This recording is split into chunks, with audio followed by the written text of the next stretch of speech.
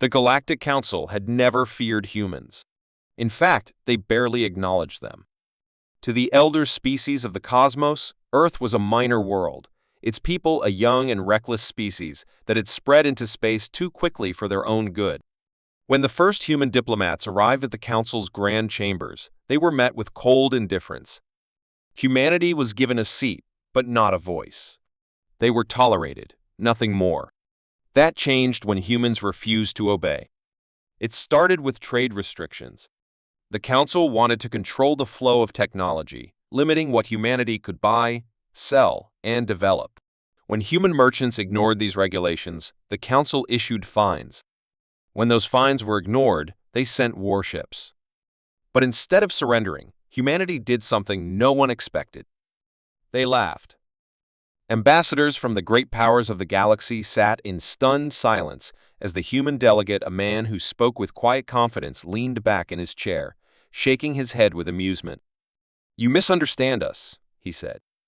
"We don't take orders. Not from you. Not from anyone." A ripple of murmurs spread through the chamber. No species had ever defied the Council so openly. The delegates of the Vectari, a reptilian race known for their ruthlessness, hissed in warning. The Hethari, a species of towering insectoids, clicked their mandibles in irritation. The Zenari, a telepathic species that prided themselves on diplomacy, simply watched, their expressions unreadable. "You seem to believe we need your approval to exist," the human continued, his voice steady. "That without your blessing, we'll crumble. But that's not how this works." He leaned forward, his gaze sweeping across the gathered representatives. "You came to power because the species before you grew complacent. You rose because they underestimated you. Just like you're underestimating us now." A heavy silence followed. Then the Vectari delegate bared his fangs. "You will comply," he growled, "or you will suffer." The human smiled. "Try us." That was the moment everything changed. Within hours, the Council's fleets mobilized, preparing to make an example of Earth. They had crushed rebellions before. They had brought entire civilizations to their knees. Humanity, they believed, would be no different. But as their ships moved into position, something unexpected happened. One by one, outposts along the border began to go dark. Supply lines vanished. Communications were jammed.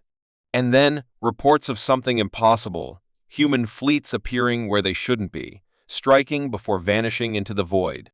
The Council had always assumed humanity was behind them in technology, in warfare, in power. But now, for the first time, a horrifying thought crept into their minds. What if humanity had never been behind? What if they had simply been waiting? And as the Council's admiral scrambled for answers, the human delegate stood from his seat, straightened his jacket, and walked toward the chamber doors. He paused only once, glancing back at the stunned faces of the galaxy's most powerful beings. "You wanted to threaten us," he said, voice calm. "Now you'll learn what that really means." Then he left. And the galaxy would never be the same again. The Council chamber remained silent long after the human delegate had left. Some species stared at each other, unsure of what to say. Others whispered in hushed tones, their voices laced with unease. The Vectari delegate, who had spoken with such confidence before, now looked to his advisors, his claws drumming anxiously against the armrest of his chair. Humans were supposed to be manageable. A species too young, too impulsive to be a real threat. But something was wrong. The sudden loss of outposts, the disruption of supply lines, it all happened too quickly, too precisely. No species that knew to the galactic stage should have been capable of such coordinated strikes. A low, clicking sound came from the Hethari representative. "They planned this," the towering insectoid said. "They wanted us to believe they were weak." Across the room, the Zenari diplomat narrowed his violet-hued eyes. His kind were telepaths, able to sense emotions, to pick up on the thoughts of lesser minds. But when he had reached out to the human delegate earlier, he had felt nothing. A void, as if the man's mind had been locked away, hidden.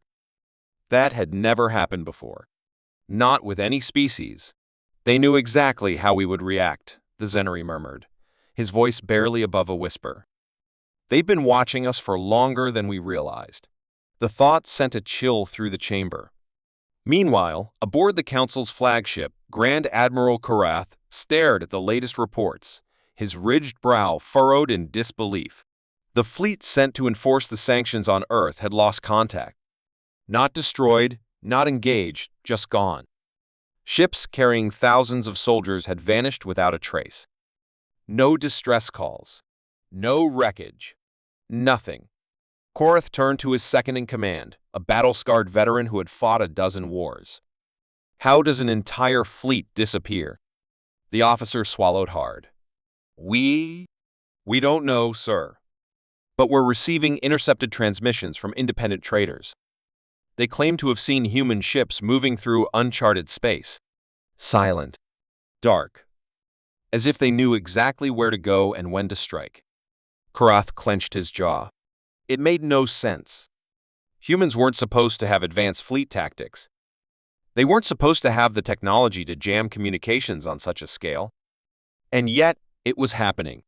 Across the galaxy, tension rose. Some species called for immediate war, demanding humanity be crushed before they grew even stronger. Others hesitated, uncertain of what they were truly up against. Then, a new transmission arrived. It wasn't from the Council.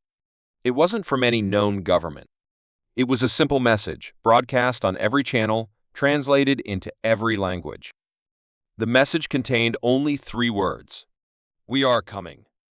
And in that moment, the Council finally understood. Humanity had never been waiting for their approval.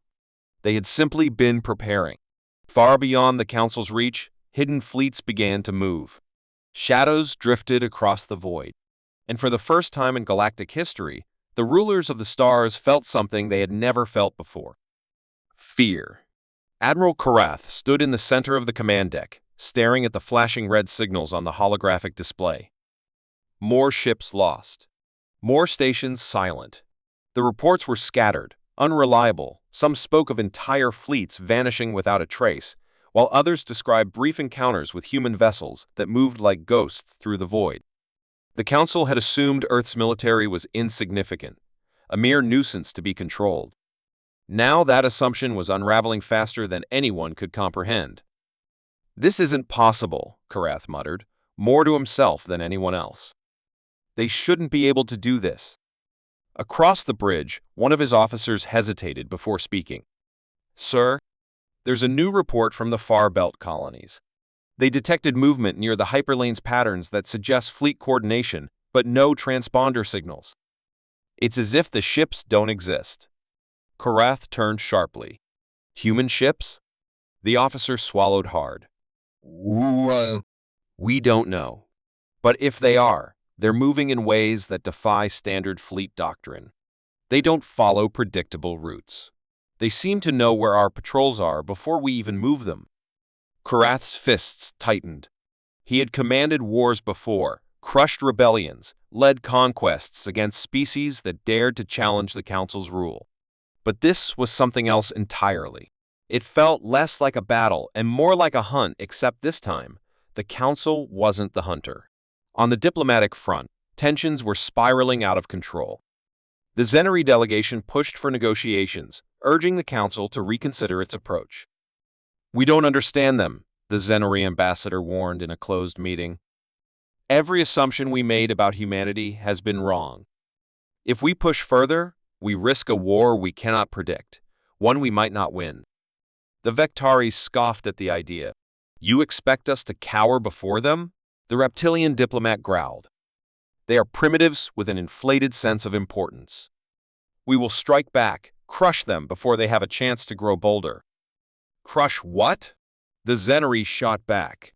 "Their fleets are ghosts. Our forces are vanishing into the dark. You want war? You're already losing it, and you don't even realize." The chamber erupted into argument, but deep down, everyone knew the truth. The Council had always controlled the galaxy through power, through fear. But now, for the first time, they were the ones who were afraid. Meanwhile, on the outer edges of Council space, a lone cargo vessel drifted through the void, its engines cold. The crew huddled inside, whispering among themselves, terrified of what they had just seen. They had been en route to a neutral station when the shadows appeared, massive shapes moving through the darkness, silent and unseen. Not council ships. Not pirate vessels. Something else. One of the crew members, a grizzled veteran of countless trade runs, gripped the edge of his seat, his voice barely above a whisper. "They weren't just watching us," he murmured. "They let us go. They wanted us to see them." The message had been clear. Humanity wasn't hiding anymore. They were letting the galaxy know exactly what was coming. The Council's war fleets moved into position, but something was wrong. The admirals expected resistance, but not like this. There were no great battles, no large-scale engagements where they could bring their overwhelming firepower to bear. Instead, the war felt like a ghostly nightmare. Ships vanished from radar without a trace. Stations were found abandoned. Supply lines were severed without a single shot fired. Humanity wasn't fighting a conventional war. They were dismantling the Council's power, piece by piece. Admiral Karath paced the bridge of his command ship, his claws clicking against the metal floor. Reports flooded in from across the sector, each more troubling than the last. Entire fleets sent to reinforce key outposts had disappeared. Starports that once supplied the Council's armies now sat empty, their docking bays silent. Even the mercenaries and privateers who once thrived on the Council's wars had gone quiet. It was as if the galaxy itself was shifting in humanity's favor, and no one could explain how. "Where are they?" Korath snarled, slamming a fist against the command table. "How does an enemy fight a war without fighting?" The officer beside him hesitated before responding. "Sir, we intercepted another message." Korath's eyes narrowed. "Another threat?" The officer shook his head. "No." "A warning!" He pressed a button, and the transmission played. It was simple, calm, yet filled with an unmistakable weight. "Your rule is over. You just don't know it yet." The bridge fell into a stunned silence. Across the Council's core worlds, fear spread like wildfire. For centuries, they had been the ultimate authority, ruling through strength and control. Now, the illusion was breaking. Planets that had once bowed to the Council's will were hesitating. Some cut off communications entirely, as if preparing for something inevitable. Even among the Council's own species, whispers of doubt grew louder. Meanwhile, in the darkness between stars, humanity's fleets gathered. They didn't rely on massive, cumbersome dreadnoughts like the Council's navy. Their ships were sleek, adaptive, unpredictable. They moved without broadcasting signals, slipping through hyperspace routes the Council had never mapped. And at their center, a single vessel, unlike anything the galaxy had ever seen, loomed in the void. Earth's command ship, the beating heart of a force that had been waiting for this moment. Inside, a single figure stood before a massive display, watching the Council's forces scramble, watching as entire sectors teetered on the brink of collapse. "Are they ready?" the figure asked. A voice answered through the comms, steady and sure. "They've made their choice. They think they can stop us." A pause. "They have no idea what's coming." For all their power, for all their influence, the Council had made one fatal mistake.